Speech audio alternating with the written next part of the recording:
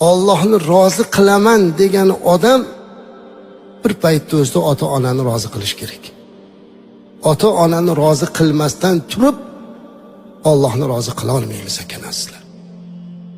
Abu Hurayra radhiyallohu anhu qanaqa mashhur sahoba bilasizlar, eng ko'p hadis rivoyat qilgan. Rasulimiz alayhisalom davrlarida g'azotga chaqirildi. Abu Hurayra radhiyallohu anhu men ketaman deydilar, onalari aytdilarki, bormagin dedilar. Men yolg'izman-ku deydilar, o'g'li ketaman deb turib oldi. Shunda onasi qo'li bilan ko'ksiga urib, men seni shu yerda sut berib boqqanman deb juda xafa bo'lib ketdilar.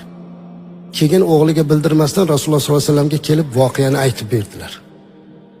Abu Hurayra radhiyallohu anhu bundan bexabar keluvdilar. Payg'ambarimiz alayhisalom Abu Hurayra radhiyallohu anhu yuzlariga qaramadilar. Shunda hayron bo'lib, mendan bir xatolik o'tdimi deydilar. Senmi onasini qo'lini ko'ksiga urgizishga majbur qilgan dedilar. Qaytib ketishlikka buyurdi. Aytdiki, agar sen Alloh yo'lida bir ish qilmoqchi bo'lsang, ana o'sha Alloh yo'lida onangga xizmatingni qil dedilar. Ota-onaga xizmat qilishlik fi sabililloh bo'ladi azizlar. Juda katta savob bo'ladi. Eng katta savoblardan bittasi mana shu. Shuning uchun qachon Alloh o'ziga ibodatga buyursa, ota-onaga xizmat qilishlikni, ularni rozi qilishlikni amri birga keladi.